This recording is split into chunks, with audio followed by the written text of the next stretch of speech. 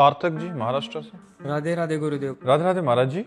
महाराज जी, गृहस्थ जीवन में रहकर क्या हम महाराज जी आपके जैसा बन सकते हैं क्या? अभी हम जहां पहुंचना चाहते हो वहां तो पहुंच सकते हो, लेकिन हमारे जैसा बनना तो बड़ा कठिन होगा। पहुंचना तो हो सकता है, पहुंचना इसलिए हो सकता है कि अगर आप अपने धर्म का पालन करते हुए, नाम जप करते हुए पूरा जीवन पवित्रता से व्यतीत करें, तो हम जिन भगवान को प्राप्त होंगे उन्हीं भगवान को आप प्राप्त होंगे। पर हमारे जैसा बनना तो बहुत कठिन बात है, बहुत कठिन। जो यात्रा हम पूरी करके आए हैं वो कांप जाते हैं, सोच करके कांप जाते हैं, कैसे ये तो भगवान ने पार करवा दी।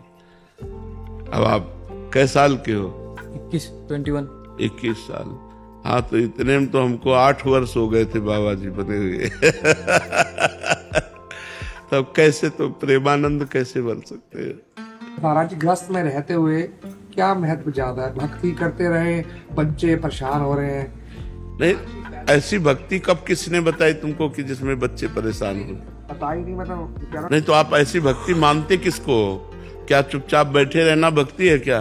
नहीं, फावड़ा चलाइए, व्यापार कीजिए, नौकरी कीजिए और राम राम कहिएगा और अपने कर्तव्य को पूजा मानिएगा और उस कर्म को भगवान को समर्पित कर दीजिएगा। बेईमानी मत कीजिएगा, अधर्म, हिंसा, चोरी, पाप कर्म मत कीजिएगा। अपनी पत्नी से, अपने पुत्रों से, अपने परिवार से प्रेम कीजिएगा, कमा के लाइए, उनको खवाइएगा, पियाइएगा और इसके बाद सारे कर्म भगवान को समर्पित कीजिएगा। बीच बीच में नाम जप के लीजिए। यह है भक्ति गृहस्थ की। गृहस्थ की ये भक्ति थोड़ी है कि बैठ गए आसन में और 10 घंटे बैठे। ये तो बाबा जी की भक्ति है, ये तो विरक्त की भक्ति है कि उसको और कोई काम तो है नहीं भजन के सिवा।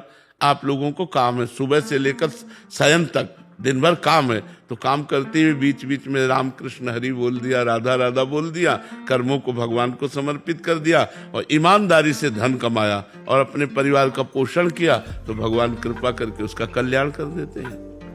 धर्म पूर्वक चलना चाहिए, अपने कर्तव्य का पालन करना भक्ति है। और भगवान का स्मरण करने में क्या जाता है? हम कह रहे हैं आप जा रहे हो नौकरी के लिए और राधा राधा राधा राधा राधा रटते चले जा रहे हो। जो नौकरी का काम वो कर रहे हो, बीच में राधा राधा रट रहे हो। 8 घंटे काम किया, कृष्णार्पणम मस्तु, 1 सेकंड लगता है कृष्णार्पणम मस्तु। 8 घंटे कृष्णार्पणम मस्तु कर दिया कि 8 घंटे से जो काम कर रहे थे भगवान आपको समझ, सहज भक्ति हो रही। क्या कठिनता इसमें? कहाँ बच्चे परेशान होंगे? आप समझ रहे ना? गुरुदेव भगवान से शरणागति प्राप्त होती है गुरुदेव भगवान जी, तो वो इसी जन्म के कर्म के अनुसार मिलती है कि पूर्व प्रारब्ध से? ना एक कर्म से मिलती है, ना प्रारब्ध से मिलती है, भगवान और संतों की कृपा से मिलती है। भगवान की कृपा से संत मिलते हैं, जब संत मिलते हैं तब शरणागति होती है। जब हनुमान जी विभीषण जी को मिले तभी शरणागति हुई विभीषण जी की। हुई कि नहीं हुई? तो बिना भगवान की कृपा के संत नहीं मिलते। अब मोहि भा भरोस हनुमंता, बिनु हरि कृपा मिले नहीं संता। और जब संत मिलते हैं तो भगवान की शरणागति हो जाती है। ये प्रारब्ध से नहीं होती, ये हमारे नवीन कर्म से नहीं होती, ये कृपा से होती है। भगवान जब कृपा करते हैं, जब द्रवहि दीन दयालु राघो, तो साधु संगति पाइए। संत संग से भगवान का परिचय मिलता है, भगवान के स्वभाव, भगवान की कृपा, भगवान का प्रभाव, और हम भगवान की शरण में हो जाते हैं। समझ पाया? वंश अरोड़ा जी। राधे राधे महाराज जी। महाराज जी, आपकी कृपा से निरंतर नाम जप करने का प्रयास कर रहा हूँ। महाराज जी, मेरा प्रश्न है कि हम भगवान के अंश हैं और माया भी भगवान की है, तो ये माया बाधा क्यों बनती है जब भी हम भगवान के पथ पर चलने का प्रयत्न करते हैं? तो जो हम खेल खेलते हैं, एक ही स्कूल के एक ही क्लास के विद्यार्थियों को 2 विभाग में बांट दिया जाता है, 2 पक्ष बना दिए जाते हैं, फिर खेल होता है। एक पक्ष में खेल होता नहीं। तो भगवान ने सृष्टि खेल को खेलने के लिए अपने को 2 रूपों में विभाजित किया, एक आत्मस्वरूप और एक माया स्वरूप। परा और अपरा प्रकृति, परा और अपरा प्रकृति। और वही इस माया के खेल में स्वयं से स्वयं को प्रकट करते हैं। स्वयं से स्वयं का पालन करते हैं और स्वयं से स्वयं का विनाश का खेल खेलते हैं, दूसरा कोई नहीं है। मम माया तो ममैवांशो, मेरा अंश ये तो खेल कभी भी जो होता है वो दो पार्टी में होता है। पार्टी दो बनाई जाती है, एक पक्ष एक विपक्ष होता है नहीं। तो अब दोनों को अपनी अपनी ताकत दी जाती है। जैसे हम कबड्डी बोलने जाएं विपक्ष में तो 4-5 हमारे को पकड़ के चढ़ बैठेंगे, लेकिन हमको उनको घसीट के पाला तक लाना है, न सांस टूटनी है और न रुकना है। ऐसे ही हमें माया के पक्ष में जाना है। शरीर संबंधी सब माया पक्ष, राधा राधा राधा राधा राधा राधा, ये सांस न टूटने पावे। और पाला ये है कि हमें भगवान की प्राप्ति करनी है। अगर हमें ये लक्ष्य याद रहा कि मुझे भगवान की प्राप्ति करनी है और भगवान नाम नहीं छूटा तो हम जीत गए। अगर सांस टूट गई, पाला तक नहीं आए, तो वो काम क्रोध लोभ मोह मद मत्सर ये माया के पक्ष के हैं। ये दबा करके जीव को फिर पुनरपि जननम पुनरपि मरणम पुनरपि जननी जठरे शयनम, एक कबड्डी का खेल जैसे होता है ना, ऐसे ही माया का खेल है। और एक ही स्वामी की हैं दोनों शक्तियां, एक पराशक्ति एक अपराशक्ति। तो परा और अपरा दोनों शक्तियों के खेल में विजयी वही होता है जो भगवान की शरण में हो जाता है। मामेवे प्रपद्यन्ते माया में ताम तरन्ते। तो हम भगवान की शरण में होकर भगवान का नाम जप करें, जिससे भगवान की माया शक्ति पर हम विजय प्राप्त करें। वो विरोध करेगी, अपने पक्ष का तो खेल है ना, तो आपको पकड़ेगी, अपने पक्ष में घसीटेगी। आपको उनसे छुड़ा करके भगवान की तरफ बढ़ना है, यही खेल है। छुड़ा ले गए तो परम पद मिला और हार गए तो आउट। चलो फिर जन्मों मरो सुअर कुत्ता पशु पक्षी नाना प्रकार की योनियों में जाओ। समझ पा रहे ना आप? दीपक शर्मा जी जम्मू से। राधे महाराज जी। राधे राधे महाराज जी। महाराज जी, मेरा प्रश्न है कि किस पाप से कितना भजन नष्ट होता है, इसका पता कैसे चलेगा? इसका तो भगवान ही निर्णय कर सकते हैं। किसका है? इसका तो भगवान ही निर्णय कर सकते हैं कि आप कौन सा। एक सबसे बड़ा जैसे पाप है, आप किसी साधु भगवत भक्त भजन करने वाले को आप अपमान कर दो, तो आपके इस जन्म के सारे पुण्य नष्ट हो जाएंगे एक साथ। साधु अवज्ञा तुरंत भवानी कर कल्याण अखिल के हानि, तत्काल सारे पुण्य नष्ट हो जाएंगे। अब जैसे आप किसी बहन बेटी की तरफ गलत दृष्टि से देखो तो पाप हुआ, लेकिन जो साधु अवज्ञा वो सारे पुण्य ही नष्ट कर देगी। तो पापों का तो ढेर है, गर्भ हत्या, भ्रूण हत्या, चोरी, हिंसा, न जाने कितना। जैसे पुण्यों का है तीर्थ याटन, नाम जप, नाम कीर्तन, दूसरों का उपकार करना, ऐसे ही पाप की भी है। अब वो किस क्वालिटी से कितना पाप बनता है, उसका क्या परिणाम होता है, तो भगवान ही जाने। वो तो अपने लोग निर्णय नहीं कर सकते हैं, वो तो भगवान ही निर्णय कर सकते जी मैंने ऐसा 5 साल से कोई अपराध नहीं करा, फिर भी मतलब 5 साल से किसी तांत्रिक द्वारा मतलब परेशान हूं मैं बहुत ज्यादा। बच्चा, इसमें पूर्व जन्म का पाप काम करता है। जैसे इस जन्म में हमने कोई पाप नहीं किया, हमारी दोनों किडनी फेल है, हमारा डायलिसिस होता है। हाँ, तो पूर्व जन्म में जो हमने कर्म किए ना, उसका हमें दंड मिल रहा है इस शरीर में। शरीर बदल सकते हैं, लेकिन हम तो वही है ना, हम तो वही है कर्म करने वाले, तो हमें भोगना पड़ता है। विवेक से काट सकते हैं। हाँ, नाम जप से, नाम जप के द्वारा जितना नाम जप करोगे उतना ही आप उसे सहन कर सकते हो और उतना ही आप पवित्र हो सकते हो। नाम जप करो, राधा राधा राधा, राम राम कृष्ण कृष्ण, जो नाम प्रिय हो खूब नाम जप करो, उसी से मंगल हो जाएगा। सुमन जी राजस्थान से।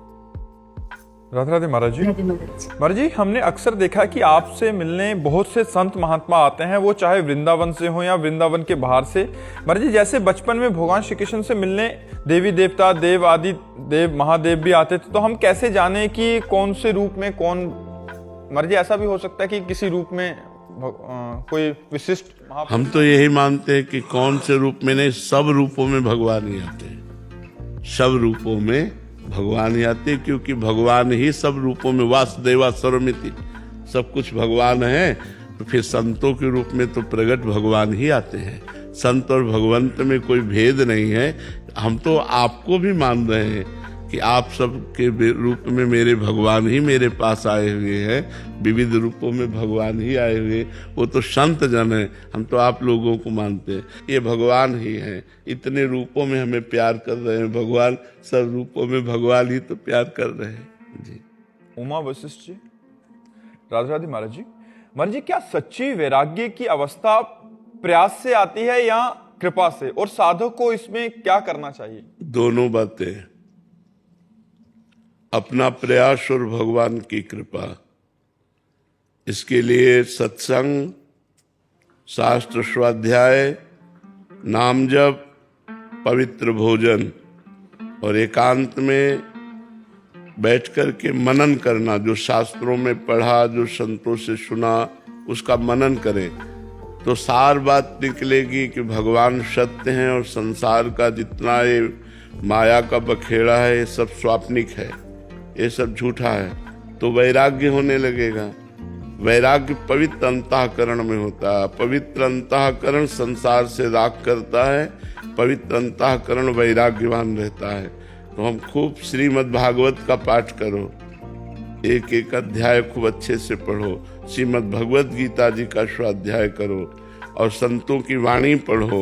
उससे विवेक जागृत होगा, विवेक से वैराग्य होगा और वैराग्यवान ही अनुराग या ब्रह्म बोध को प्राप्त होता है। बिना वैराग्य के ना तो प्रेम होता है और ना आत्मस्वरूप का बोध होता है। वैराग्य अति अनिवार्य है, पर वैराग्य होना कठिन है क्योंकि हमारा बहुत जन्मों से भोगों का अभ्यास रहा है। तो हमारा मन बार बार भोगों में जाता है। भोगों से हट करके भगवान में लगना है बहुत कठिन है। भगवान की प्राप्ति कठिन नहीं, वैराग्य कठिन है। संसार से, शरीर से जो हमारी आसक्ति हो गई है, भोगों में जो सुखद बुद्धि हो गई है, वो हटाना बहुत कठिन है। इसीलिए प्रायः सब लोग संसार के ही मार्ग में चलते हैं। भगवान के मार्ग में तो कोई बड़ा कृपा पात्र चलता है। तो भगवान की कृपा और अपना प्रयास, ये दोनों वैराग्य में अति अनिवार्य है। अपना भी प्रयास अनिवार्य है क्योंकि वैराग्य में कष्ट सहना होता है। जैसे अब हमारा मन खिंच रहा है किसी विषय के लिए, अब हम उसे ना कह रहे हैं तो जलाएगा ना, उसे सहना है। बाहरी भोगों का त्याग करके सहना है। गर्मी, सर्दी, बरसात, मान अपमान, ये सब सहना है, तब वो वैराग्यवान होता है। राग रहित हो गया, न किसी शरीर से राग है, न किसी वस्तु से राग है, न किसी स्थान से राग है, न किसी पद से राग है, उसे ही वैराग्यवान कहते हैं। वैराग्यवान की सही परिभाषा ये है कि भोगों के समीप रहते हुए भी भोगने की इच्छा ना होना। भोगों की बाहुल्यता है पर भोगने की कोई इच्छा ही नहीं रह गई, वही वैराग्यवान है। अरुण हंस जी, फरीदाबाद से। श्री हरिवंश। राधे राधे महाराज जी। महाराज जी, आपने सत्संग में प्रमाद के बारे में वर्णन किया। प्रमाद मृत्यु के समान कष्टदायक और भयावह है। कर्म में प्रमाद, भजन में प्रमाद, दिनचर्या में प्रमाद, जितनी भी जेल भरी है वो सब प्रमाद से ही भरी है। महाराज जी, ये प्रमाद होता क्या है? ये किन लोगों में पाया जाता है? इसके लक्षण? तमोगुण प्रधान जीवों में प्रमाद स्थिति। निद्रा आलस्य प्रमादोत्थम तत्तामस मुदाहृतम। तमोगुणी वृत्ति में, तामस वृत्ति में ये प्रमाद पाया जाता है। प्रमाद का मतलब होता है कि जो हमें अभी करना चाहिए उसके आगे के लिए टाल देना, जो नहीं करना चाहिए वो अभी करने में उत्साहित हो जाना, प्रमाद स्थिति। काम पड़ा हुआ है, काम करने की रुचि नहीं है, आलस्य लिए पड़ा हुआ है। जो नहीं करना चाहिए वो करने में रुचि रखता है और जो करना चाहिए उसमें प्रमाद करता है। प्रमाद बहुत भयावह है। ये प्रमाद नरक ले जाने वाला है। प्रमाद बहुत गंदी वस्तु है, इसको त्यागना चाहिए। तो सतोगुणी भोजन, सतोगुणी लोगों का संग, सात्विक विचार, इससे प्रमाद नष्ट हो जाता है। ये तमोगुण से बढ़ता है। इसीलिए हम लोग प्याज लहसुन के लिए भी मना करते हैं कि इसको त्यागो, क्योंकि ये तमोगुण की प्रवृत्ति पैदा कर देता। नाक में गुस्सा है, प्रमाद स्थिति है। सत्कार्यों के लिए मन डराता है, असत कार्यों के लिए उत्साहित होकर लगता है। इसलिए तमोगुण त्याज्य है, रजोगुण तमोगुण त्याज्य है। सतोगुण को ग्रहण करे और फिर भगवत चिंतन के प्रभाव से सतोगुण का भी त्याग कर दे। महाराज जी, जैसे हम कोई दिनचर्या करते हैं, ठानने की कोशिश करते हैं और वो 2 दिन करते हैं, फिर तीसरे दिन इसे प्रमाद कहते हैं। इसे प्रमाद कहते हैं। इसे प्रमाद कहते हैं। दिनचर्या में आलस्य प्रमाद नहीं होना चाहिए। चाहे जितनी बीमार स्थिति हो, लेकिन दिनचर्या अपनी दिनचर्या है। बुखार है लेकिन उठ करके गर्म पानी से नहाना, नहाकर माला लेकर बैठ जाना। शरीर में पीड़ा है लेकिन माला चल रहा है, राधा राधा, ये है। अब कुछ नहीं है, आज चलो यार रहने दो, ये नहीं, उठो तुरंत फिर। तो जैसे हमें 1 बजे उठना रात्रि के या 2 बजे उठना है, वह उठे और फेंक दिया कंबल।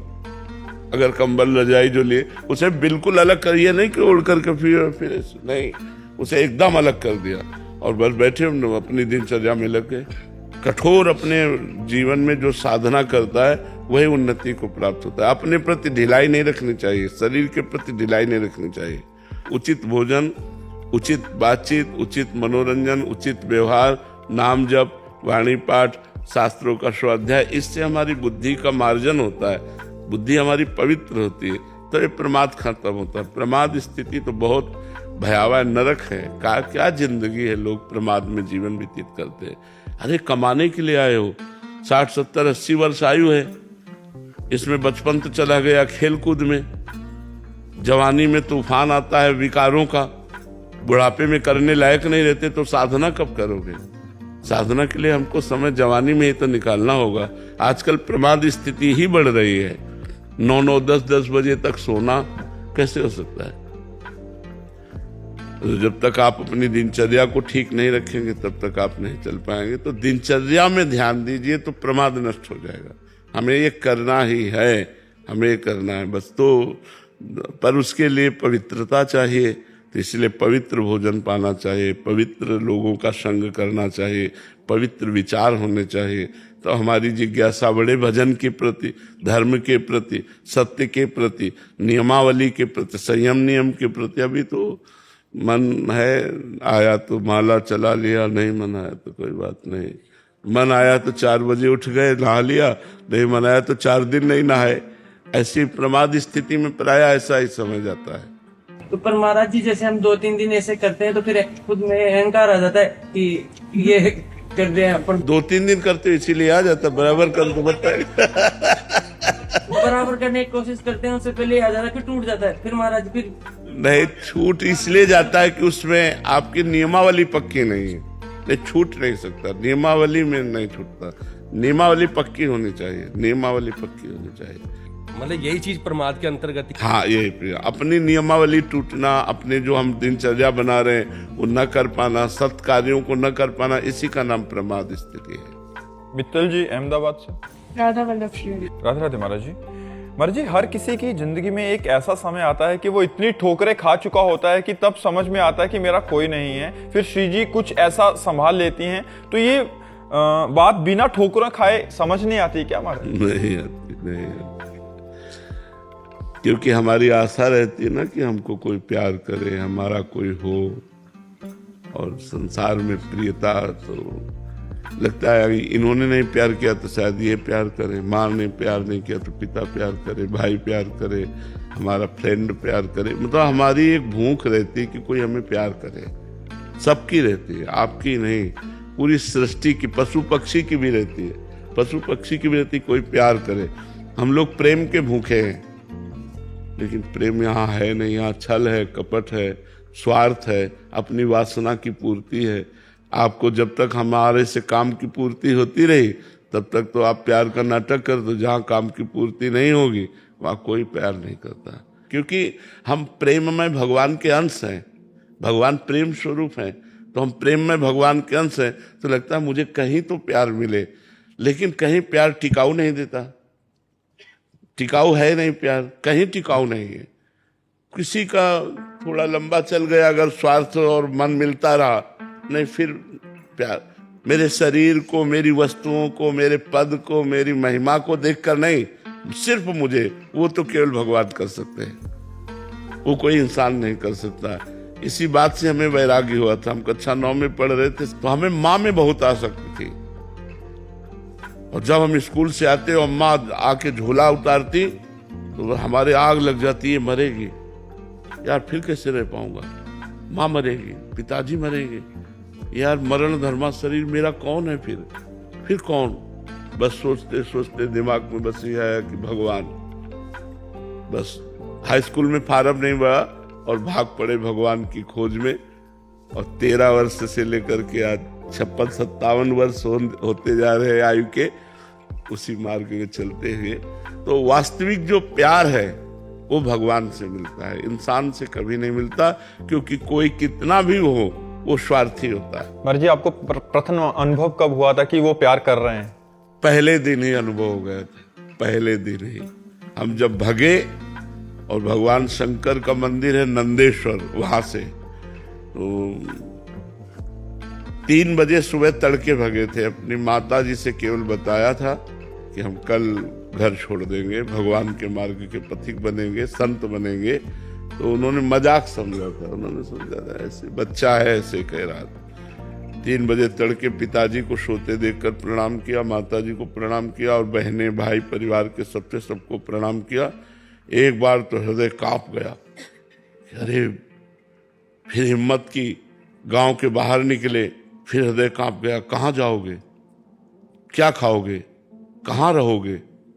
बस उत्तर अंदर से जहां भगवान रखेंगे, जैसे रखेंगे। तो भाग करके सूर्य उदय हुआ था तब पहुंचे थे, शंकर जी का मंदिर था नंदेश्वर, तो वहां जाके बैठ गए।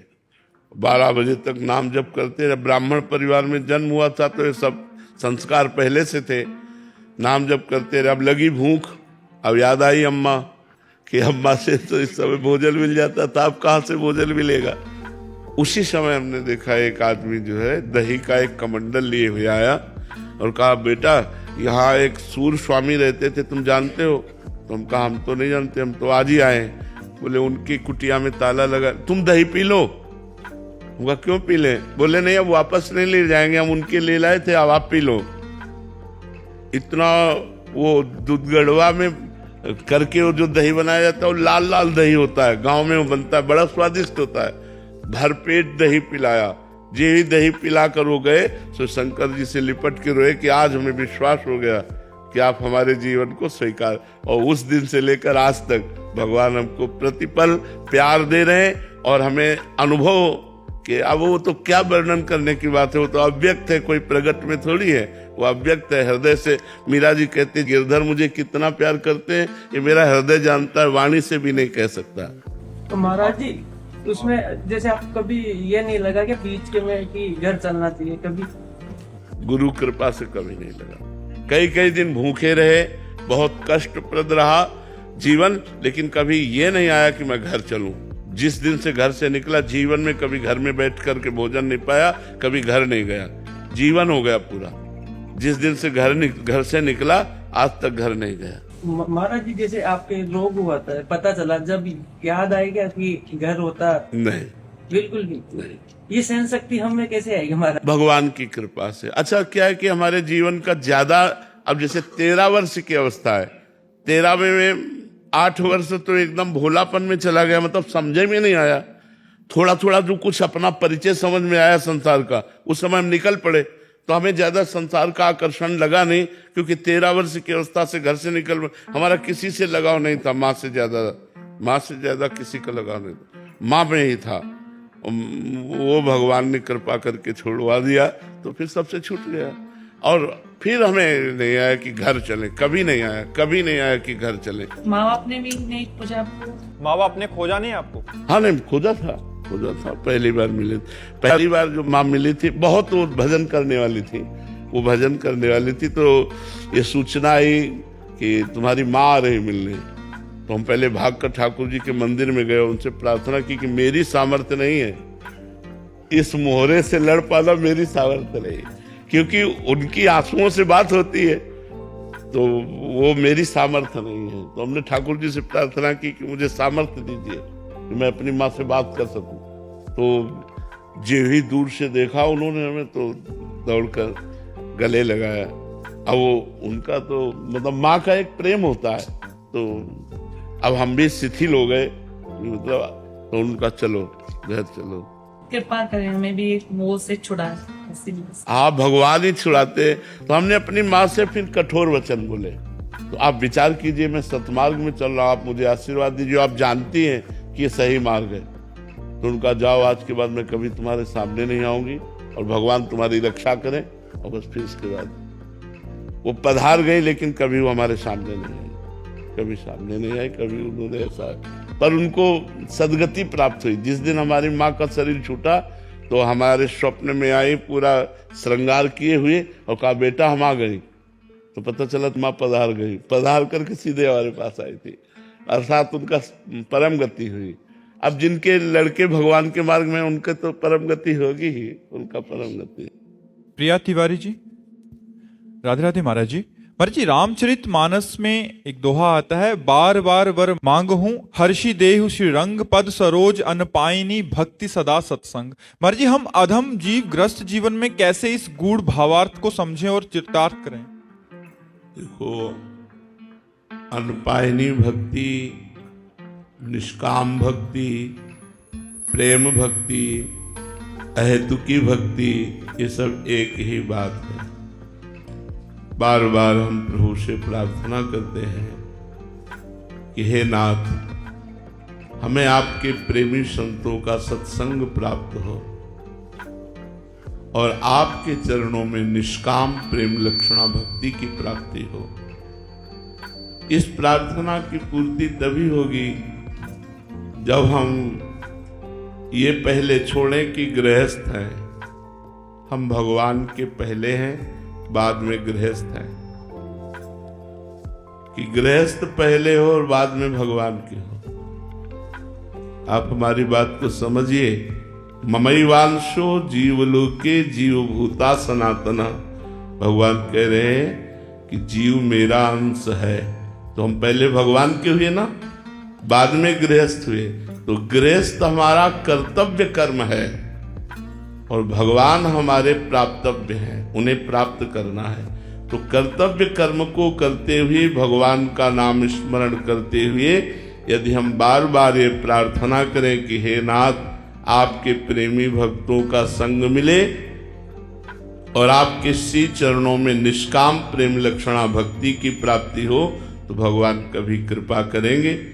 जो भगवान शंकर आदि बड़े बड़े ईश्वर कोटि के महापुरुष भगवान से प्रार्थना करते हैं, तो हम जीव कोटि के भक्त हैं, हम उनसे प्रार्थना करें तो वो करुणा करके हमारी इस प्रार्थना को सुनेंगे और हमारी मांग को अवश्य पूरी करेंगे।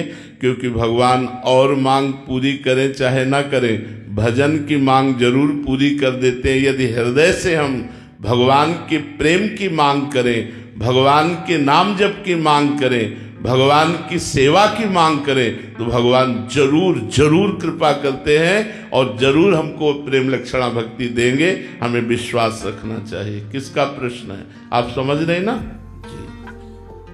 अमन जी, राधे राधे महाराज जी। आज हमारी भक्ति में भगवान से प्रेम कम और अपने दुख दूर करने की कामना अधिक होती है, ऐसा? कोई बात नहीं, कोई बात नहीं। किसी तरह हम जुड़े तो भगवान से। भगवान का नाम मंगल भवन अमंगल हारी। यदि हम अपने सुख के लिए, दुख निवृत्ति के लिए भगवान से जुड़ते हैं, तो हम ही नहीं, सारा जगत इसी भाव से जुड़ता है कि हमारे दुखों का अंत हो और सुख को प्राप्त हो। तो ये कोई दोष युक्त बात नहीं है। हम जुड़े, हमें पहले से ही निष्कामता नहीं आती।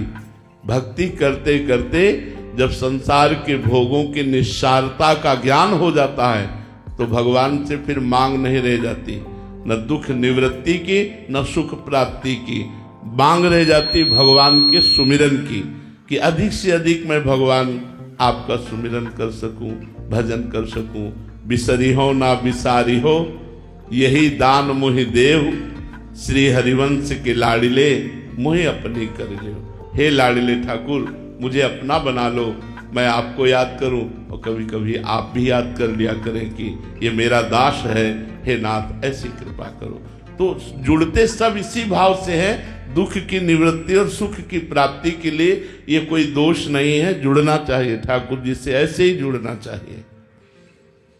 घनश्याम बागरा जी, राधे राधे महाराज जी। महाराज जी, प्रारंभिक साधना काल में जब साधक का विवेक अभी परिपक्व नहीं होता, तब उसके लिए सहनशीलता और कायरता के बीच में भेद करना कठिन होता है। नहीं, कायरता जो होती है वो अपने कर्तव्य कर्म से मुख मोड़ने से होती है, और सहनशीलता जो होती है वो कर्तव्य कर्म करने पर जो विघ्न आता है, जो बाधा आती है, उसको सहन करने से होती। जैसे हमारा कर्तव्य है, हम 2 बजे रात के उठे, 3 बजे उठे, 4 बजे उठे, उठ करके स्नान करें, यमुना स्नान, गंगा स्नान या अपने बाथरूम में स्नान, फिर बैठ करके हम भगवान का सुमिरन करें। अब उस समय हमें आलस्य छा रहा है, उस समय स्नान करना कष्टप्रद लग रहा है, तो हम सहनशील बने, हम आलस्य का त्याग करके अपने अब हम भजन करते हैं, भगवत मार्ग में चलते हैं, कोई हमारा उपहास कर रहा है लेकिन हम उसे सहन करते हैं, क्योंकि सहन करना हमारा कर्तव्य है। तो कर्तव्य का त्याग कायरता है, और कर्तव्य करने पर जो प्रतिकूलता मिलती है उसको सहना, ये साधुता है। आप समझ पा रहे हो ना, कायरता और सहनशीलता का भेद ये है कि जब हम अपने कर्तव्य पालन में लगे हुए हैं, फिर जो प्रतिकूलता आती है उसको जो हम सहते हैं वो सहनशीलता है, और जो कर्तव्य का त्याग करना है वो कायरता है।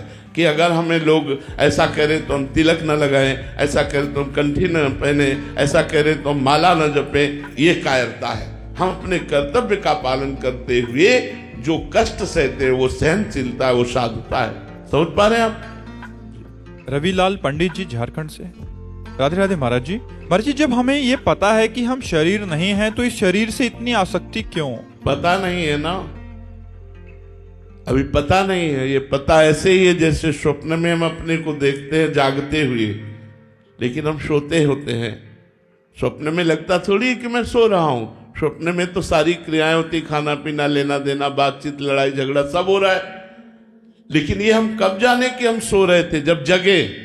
अभी जगे थोड़ी, अभी तो स्वाप्निक पुरुष हो, देह भाव में आसक्त हो। जब सदगुरु की शरण लेकर और साधना करोगे और विवेक, तो होए विवेक मोह भ्रम भागा, तब रघुनाथ चरण अनुरागा।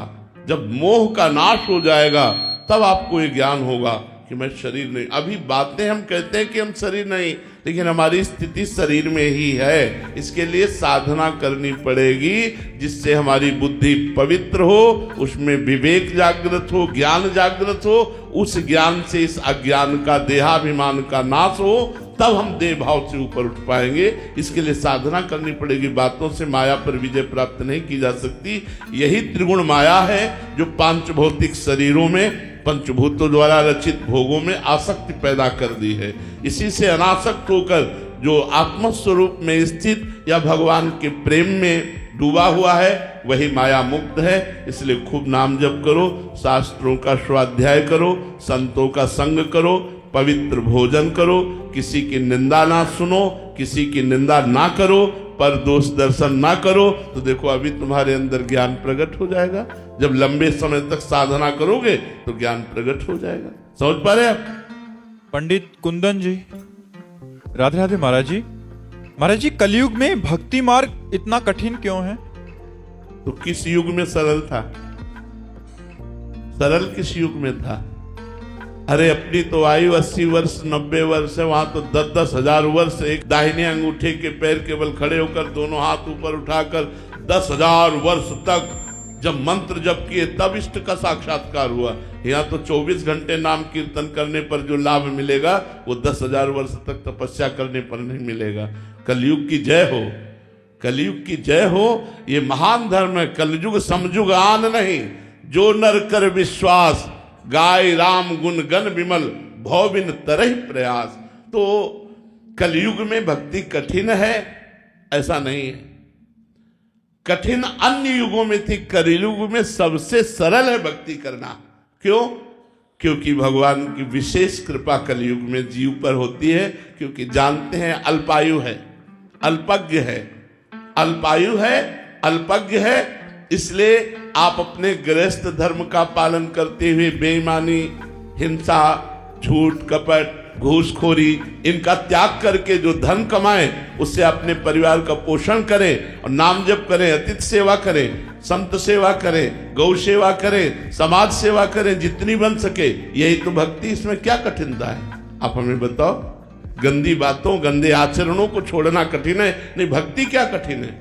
कहो भगति पथ कवन प्रयासा, भक्ति में क्या प्रयास करना, राम राम राम राम, राधा राधा, भगवान का नाम रट रहे, धर्म पूर्वक आचरण कर रहे, धर्म से कमाए हुए धन से परिवार का पोषण कर रहे, समाज की सेवा कर रहे, यही तो भक्ति है। और भक्ति का क्या स्वरूप समझा? कौन सी भक्ति का स्वरूप ऐसा कठिन है कि आपको आदेश हो रहा हो कि आप ऐसी भक्ति करें जो कठिन है? आप बताओ, भक्ति जैसा सरल साधन और कौन सा होगा? क्यों जी? धीरू राय जी, राधे राधे महाराज जी। महाराज जी, जब साधक त्रिगुणातीत होने लगता है तो उसे नींद ऐसा लगता है कि जैसे बहुत जल्दी जल्दी निकल रहा हो दिन। 1 घंटे की नींद भी उसे मतलब 5-6 घंटे की लगती है। 2-3 दिन तक अगर भोजन जल ना मिले तो भी उसका ध्यान उसकी ओर नहीं घुसता।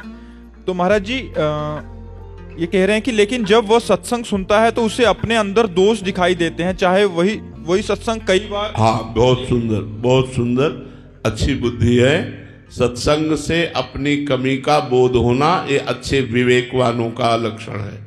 जब हम साधु संग करें और हम में अपनी कमियां दिखने लगे तो समझना चाहिए भगवान की हम पर विशेष कृपा है। नाम जप करते रहो, अपने साधन को बढ़ाते रहो, अपने अनुभवों को गुप्त रखो, जिससे आगे हमें कोई बाधा ना पड़े, और शांत भाव से चलते रहो जी।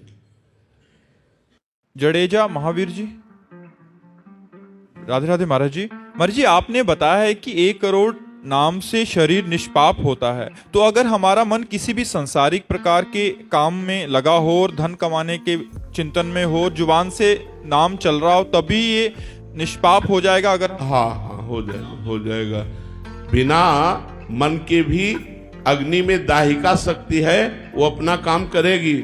जानबूझ के छुओ तो जला देगी, अनजाने में छू जाए तो जला देगी, एकाग्र हो के छुओ तो जला देगी, और बिना एकाग्रता के छुओ तो जला देगी, क्योंकि उसमें दाहिका शक्ति है। ऐसे नाम में पाप नाशक शक्ति, प्रेम, ज्ञान, वैराग्य, भक्ति सब कुछ विराजमान है। तो हम भाव कुभाव अनख आलसहु, नाम जपत मंगल दिशि दसहु। यदि हमारा भाव नहीं बन रहा, हमारा मन नहीं लग रहा, और हम नाम जप कर रहे हैं, तो हमें गति प्राप्त होगी, हमें वही पवित्रता प्राप्त होगी। परम पवित्र भगवान का नाम है, जो भगवान को भी अधीन कर लेता है। इसलिए भाव से जपो या भाव से जपो, पवित्र हो या अपवित्र हो, कैसे भी हो, नाम जप करो, आपका मंगल ही होगा। अपवित्र पवित्रो आश्रवावस्थांग तो पिवा या स्मरेत पुंडरीकाक्षम सवायाभ्यंतरा शुचि। वो वाय और अभ्यंतर दोनों से पवित्र हो जाता है जो भगवान का नाम जप करता है। अहोवत सुपचितो गरियान जिह्वाग्रे वर्तते नाम तुभ्यम। वो चांडाल भी सर्वश्रेष्ठ है जिसकी जिह्वा के अग्रभाग पर भगवान का नाम विराजमान है। इसलिए नाम पर प्रधानता रखो, भाव तो नाम अपने आप ले आएगा। कुंजल जी, महाराष्ट्र नासिक से, राधे राधे महाराज जी। महाराज जी, जब हमारे पास सब कुछ होता है, मतलब पैसा, पद, मान, प्रतिष्ठा, तभी लोग मतलब हमें पहचान करते हैं और हमें सत्कार देते हैं। जब कुछ नहीं होता तो लोग हमसे दूर क्यों जाते हैं महाराज जी? संसार स्वार्थी है, पाए जान जगत में सब जन कपटी कुटिल कलयुगी टंचु। आचार्यों ने कहा है, महापुरुषों ने कहा है, प्रेम तो सिर्फ भगवान करते हैं। भगवान अहेतुकी कृपालु हैं, वात्सल्य समुद्र हैं। उन वात्सल्य समुद्र का कुछ अंश माँ में पाया जाता है वात्सल्य का। तो देखो बच्चे को कितना प्यार करती है माँ। ऊपर लघु शंका कर दे, सोच कर दे, फिर भी नाराज नहीं होती बच्चे पर। वो स्वयं गीले पर सो सकती है लेकिन बच्चे को सूखे में सिलाएगी, क्योंकि अंश मात्र में वात्सल्य भगवान का उस माँ के अंदर रहता है। और जगत के जितने प्राणी हैं सब एक दूसरे के स्वार्थ से बंधे हुए हैं। स्वार्थ खत्म हुआ, कोई किसी को पहचानता नहीं है। अगर स्वार्थ रहित प्रेम करने वाले हैं तो भगवान और भगवान के प्रेमी भक्तजन। स्वार्थ रहित जग जुग उपकारी, तुम तुम्हार सेवक असुरारी। भगवान और भगवान के भक्तजन ये अहेतुकी प्यार करने वाले हैं, हेतु रहित प्यार करने वाले हैं। नहीं तो सुर नर मुनि सब ही की रीति, स्वार्थ लाग करे सब प्रीति। स्वार्थ की पूर्ति हो रही तो आपसे प्रेम करेगा, स्वार्थ की पूर्ति नहीं हो रही तो आपको पहचानेगा भी नहीं। ये संसार का स्वरूप ही ऐसा है। मोहित शर्मा जी, राधे राधे महाराज जी क्या भक्ति अहंकार बन सकती है? यदि हाँ तो उसे अहंकार को कैसे? हाँ, बन सकती है। अहंकार यदि संत और गुरुजनों की चरण धूलि का आश्रय न हो तो अहंकार बन सकती है। इसीलिए बिना महत्पाद रजोभिषेकम, बिना महापुरुषों की चरण रज से अभिषिक्त हुए अर्थात उनकी दासता स्वीकार किए हुए साधना भगवत प्राप्ति योग्य ही नहीं होती, क्योंकि उसमें अहंकार रूपी दोष आ जाता है, उसमें पाखंड रूपी दोष आ जाता है, उसमें दंभ रूपी दोष आ जाता है। इसलिए महापुरुषों का आश्रय लेकर ही साधना करनी चाहिए। किसी भगवत प्रेमी महात्मा का आश्रय ले लेने से भगवान की कृपा से उसकी भक्ति निर्विघ्न हो जाती है, अहंकार रहित हो जाती है। नहीं तो अहंकार, हर क्रिया में अहंकार छुपा हुआ है, हर क्रिया में अहंकार छुपा हुआ है। ये बड़ा सूक्ष्म है अहंकार, भगवान की कृपा से ही दूर होता है। और भगवान की विशेष कृपा उस पर होती है जो भगवान के दासों का, महापुरुषों का सेवन करता है। भगवत प्रेमी महात्माओं की आज्ञा का पालन करना, उनके अनुशासन में रहना, उनकी चरण धूलि का सेवन करना, इससे अहंकार नष्ट हो जाता है। सुमन जी फरीदाबाद से। राधे राधे महाराज जी ऐसा कहा जाता है कि प्राणियों पर जब भगवान की कृपा होती है तो वे भक्ति मार्ग पर आगे बढ़ते हैं। तो महाराज जी कुछ लोग प्रारंभ से ही, छोटी अवस्था में, बाल्यावस्था में ही, कुछ मध्यावस्था में, कुछ बुढ़ापे में भक्ति मार्ग पर कदम रखते हैं। तो इस सब की गणना किस आधार पर होती है, कौन कब? अब जैसे पूर्व में वो भजन करता रहा और भगवान को प्राप्त नहीं कर पाया और शरीर छूटा, तो अगले जन्म में बाल्यावस्था से उसमें भक्ति और भजन के संस्कार होंगे, उस पर कृपा पूर्व से है, वो बचपन से भजन में लग जाएगा। अब जैसे भजन कर रहे हैं हम, भगवान के मार्ग में चल रहे, लेकिन भोग बहुत प्रिय है, तो भजन करते करते जब हमारा शरीर छूटेगा तो ये भोग आकांक्षा है, तो उसे जवानी में पहले विविध प्रकार के भोग मिलेंगे जिनकी आकांक्षा की, और उनको भोगेगा, फिर उससे उसको वैराग्य होगा, फिर वो भजन में चलेगा। इसलिए हो सकता है उसको बुढ़ापा में भगवत भक्ति जागृत हो सकता है जवानी में जागृत हो, ये क्रम है। अच्छा, अचानक भगवान द्रवित हो गए किसी के ऊपर और उसे साधु संग दे दिया, तो साधु संग से भक्ति जागृत हो गई। तो बहुत से कारण है भक्ति जागरण के, कोई एक कारण नहीं है। चेतना जी गुजरात से। राधे राधे महाराज जी वर्तमान जीवन में पुरुषार्थ और धर्म की क्या भूमिका है, अगर पूर्व के जन्मों के कर्मों के अनुसार ही हमारा जीवन? पूर्व जन्मों के कर्मों के फलस्वरूप सुख और दुख मिलता है, ना कि नए कर्म होते हैं। नए कर्म पूर्व जन्म के कर्मों की प्रेरणा से नहीं होते, अविवेक या विवेक से होते हैं। अविवेक माने अज्ञान, अज्ञान से अधर्माचरण होते हैं, और विवेक अर्थात ज्ञान, ज्ञान से धर्माचरण होता है। तो वर्तमान काल में जो तुम्हारा कर्तव्य है, जैसे आप किसी की बहन है, किसी की पत्नी है, किसी की माँ है, किसी की बेटी है, तो अपने धर्म का पालन, बेटी का माँ पिता के साथ क्या बर्ताव होना चाहिए, पत्नी का पति के साथ क्या व्यवहार होना चाहिए, बहन का भाई के साथ क्या व्यवहार होना चाहिए, इन धर्मों को जानते हुए हम अपने कर्तव्य का पालन करते हुए नाम जप करें, कोई पापाचरण न करें, यही धर्माचरण है, यही उसके लिए परमार्थ बन जाएगा और इसी से उसे भगवत प्राप्ति हो जाएगी। उसको कहीं भागने की जरूरत नहीं है। अपने कर्तव्य का पालन धर्म पूर्वक करते हुए भगवान का जो स्मरण करता है वही भगवत प्राप्ति कर लेता है। तो जो हमारे छोटे छोटे लोक धर्म हैं, हम इनका पालन करें, तभी हम भागवत धर्म के अधिकारी बनेंगे। छोटे छोटे धर्मों का पालन करने से पुण्य अर्जित होता है, भगवान कृपा करते हैं। तो त्यज लोक धर्मान, लोक धर्मों का त्याग होकर भी भागवत धर्म में पहुंच जाता है, और भागवत धर्म विशुद्ध ज्ञान देकर आत्मबोध या भगवत प्रेम करा देता है। इसलिए हम अपने धर्मों का पालन करें और नाम जप करें। देवेश जी मथुरा से। राधे राधे महाराज जी जब साधक आप जैसे महापुरुषों से ये ज्ञात करता है कि निरंतर चिंतन ही सार है, गुरु कृपा से साधक सम्यक सुमिरन का लक्ष्य रखकर दृढ़ता से लगता है, तो सत चिंतन के साथ सूक्ष्म रूप से अन्य विचारों का स्फुरण होने लगता है। महाराज जी ऐसे में साधक क्या करे? अन्य विचारों का स्फुरण पहले से विराजमान संस्कारों के कारण है, नवीन नहीं है।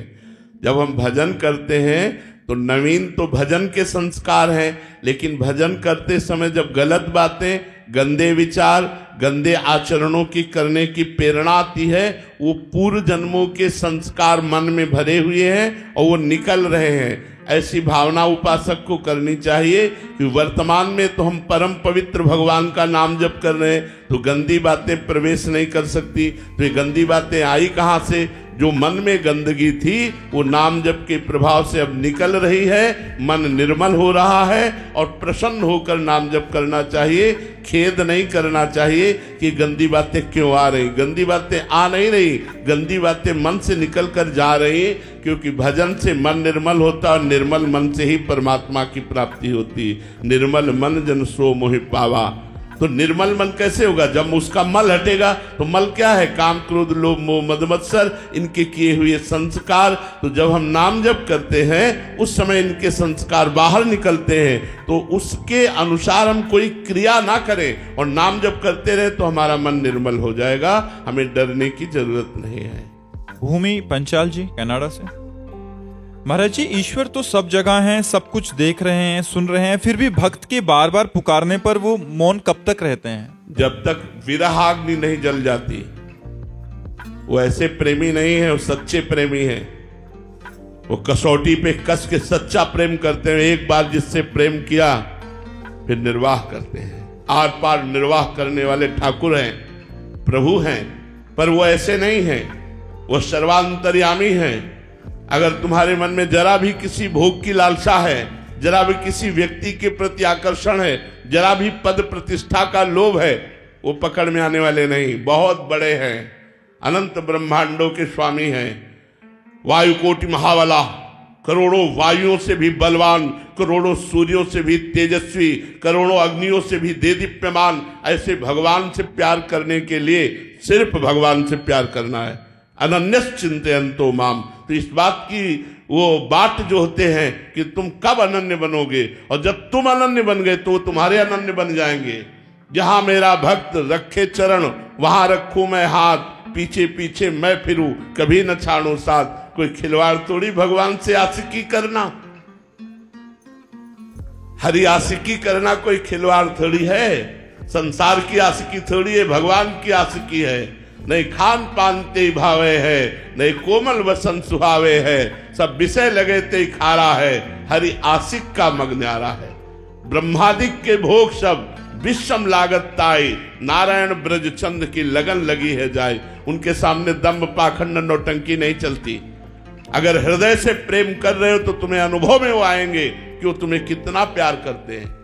उन्हीं भगवान के सहारे है, प्रतिपल अनुभव होता है, जाने मोरी छाती कि भगवान मुझे कितना प्यार करते हैं, भगवान मेरे कितने नजदीक है, भगवान मेरे कितने प्यारे हैं। ये हर भक्त को अपनी भावना के अनुसार, अपने भजन के अनुसार अनुभव में आता है। नहीं तो जिए कैसे भक्तजन?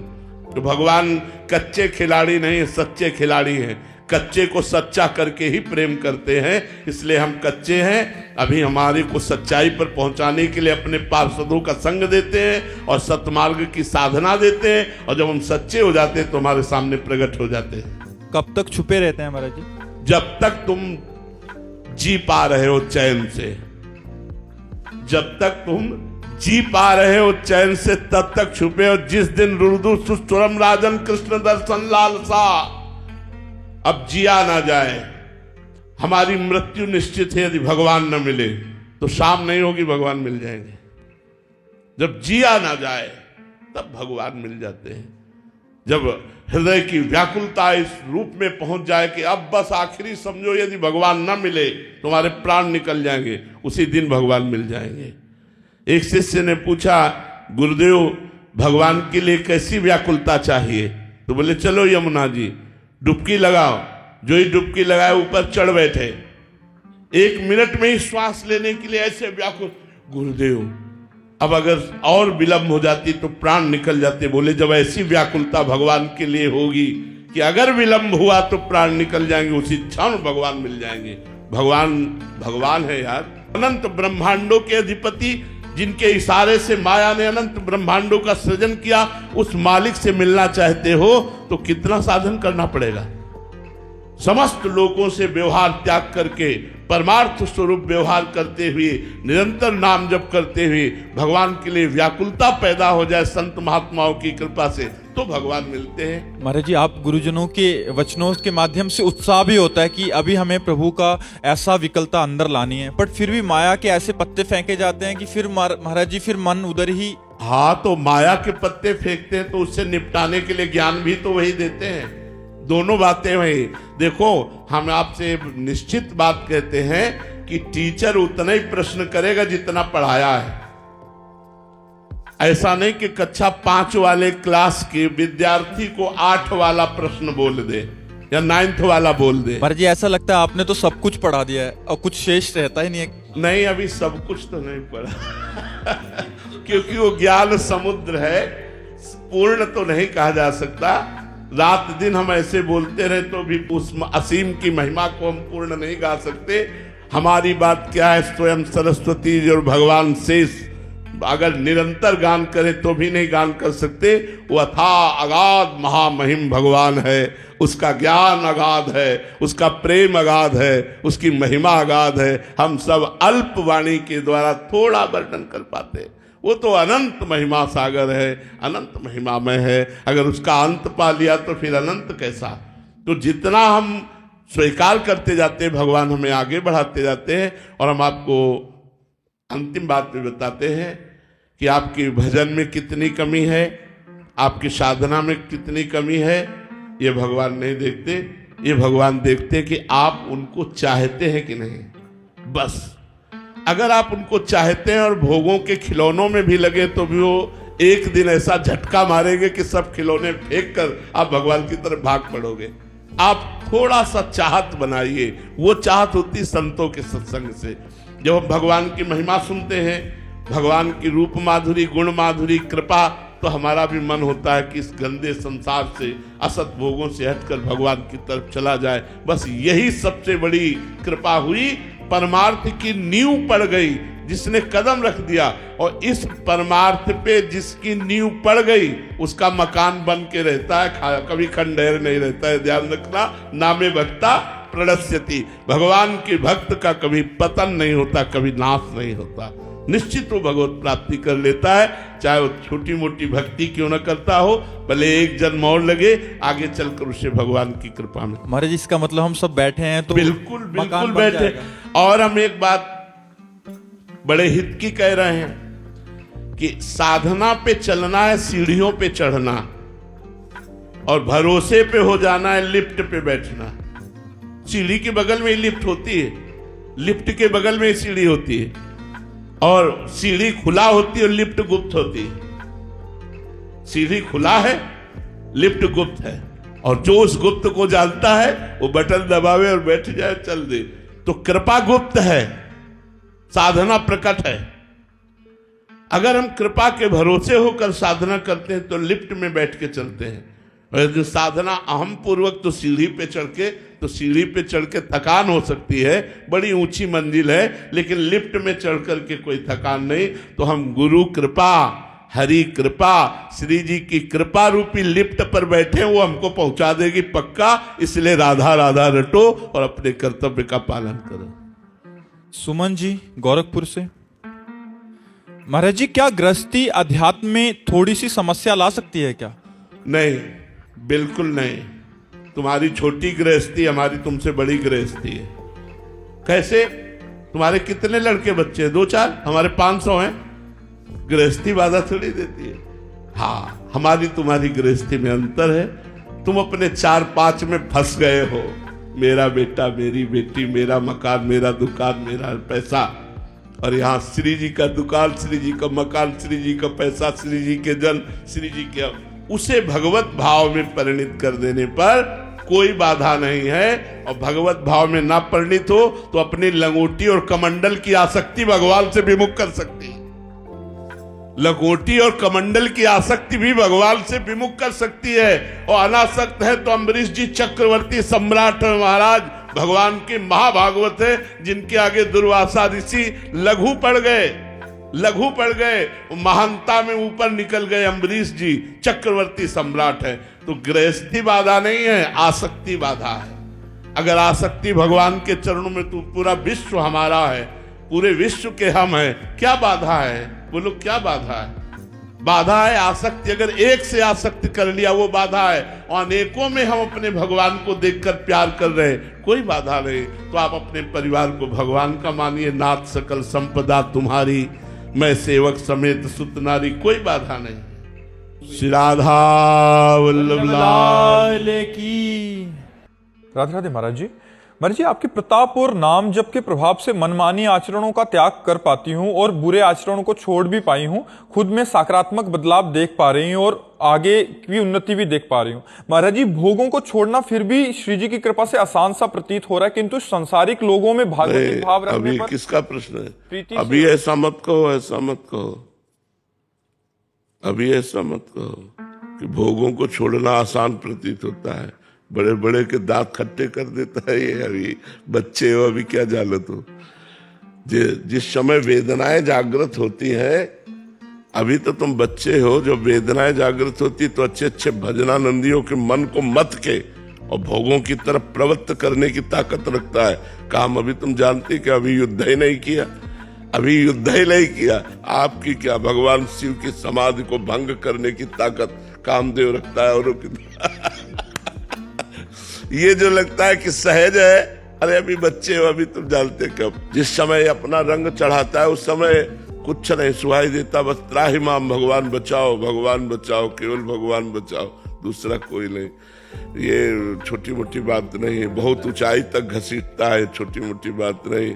ये जो माया सब जगह नचावा और जास चरित लखी काहे न पावा। शिव विरंचिका मोह को है बपुराल, अस जिए जाली भजी मायापति भगवान। अभी बच्चा हो इसलिए अभी तुम्हारे युद्ध नहीं हुआ, इसलिए तुम नहीं जानती हो। या तो विषयों में पड़ा है, अभी विरोध भाव प्रकट ही नहीं हुआ, या भी सामना नहीं पड़ा। जिस दिन सामना पड़ेगा उस दिन पसीना निकल आएगा। ऐसे वीर है कि बड़े बड़े योगियों को भी शुद्ध कर दे। औरों की तो बात जाने दो, ये काम क्रोध साधारण वीर नहीं, इनको साधारण ना समझो। अभी तो जैसे उसके क्षेत्र में गिरे पड़े हो तो उसकी नजर ही नहीं है, और जब ये देखा कि हमारे क्षेत्र से निकल करके जाने वाला है, तब जो बाण संधान होते हैं फिर वो पता चलता है, तो ऐसे हाथ उठा देते, ना ना भाई हम लड़ने लायक नहीं है, हमारे भगवान हमें बचावे तो हम बच सकते नहीं, हमारी सामर्थ्य नहीं है। महाराज जी, कोई कहे अगर कि इस काम क्रोध को मैं परास्त करके अपने साधन बल से निकल जाऊंगा, तो ये मतलब एक महात्मा 20 वर्ष से पेड़ की छाल सूखी हुई खाते थे। किस लिए? काम विजय के लिए। कि किसी भी तरह का शरीर में पुष्टता ही ना होगी तो काम क्या करेगा। अवस्थि मात्र हुए रहे शरीर, हड्डी हड्डी शरीर में रह गई थी, और तपस्या करते सूखी छाल जो पपड़ी होती है ना वृक्षों की, वो मार पाते थे, और बस कोई भोजन नहीं, कोई पत्ता नहीं, कोई फल नहीं, कुछ नहीं। तो ऐसे हो गए थे। जब 20 वर्ष हो गए तो कामदेव प्रकट हुआ सामने, क्योंकि वो उसी योग्य थे, और कहा हम तुम्हें परास्त करेंगे। तो उन्होंने मुस्कुरा के कहा तुम्हारी ताकत क्या कि तुम मुझे परास्त कर लो। बोले अच्छा चलते हैं। चला गया काम। दूसरे दिन जहां वो पपड़ी खाते थे ना, वहां हलवा लगा मिला, हलवा। अब उनका दिमाग काम किया कि जंगल में, घोर जंगल में ये बढ़िया सुगंधित घृतयुक्त मिष्ठान, उन्होंने समझा मेरी तपस्या से डरकर प्रकृति मुझे दे रही, तो मुंह मार मार करके जहां जहां पपड़ी खाते थे वहां हलवा लगा मिला, हलवा पाया। 20-25 दिन हुए, थोड़ा खून दौड़ा नस नाड़ियों में। अब एक दिन वो उस अपने टाइम से जाते थे उनका हलवा, तो जो टाइम से गए वहां पाने के लिए, तो देखा एक 16-17 वर्ष की लड़की हलवा लगा रही है। वही तो भयभीत होने का वो नाटक किया। बोले भयभीत मत हो, भयभीत मत हो, शांत रहो, नजदीक आओ। जी ही देखा तो कमल नयनी सुंदरी नजदीक छम छम करती हुई पायल महाराज की छाती में कुछ होने लगा। महाराज ने कहा कि तुम डर क्यों रही हो, निडर होकर? ये हलवा तुम लगाती थी? हाँ महाराज, आप जैसे तपस्वी की सेवा हमारी सामर्थ्य कहाँ की आंख मिला के कर सके कि मैं आपके सामने जाके हलवा परोस सकूं, इसलिए छुप छुप के।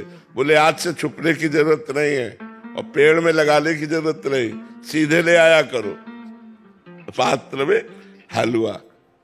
10-5 दिन और हलवा पाया सीधे, अब तो काम वेदना अंदर जागृत हुई।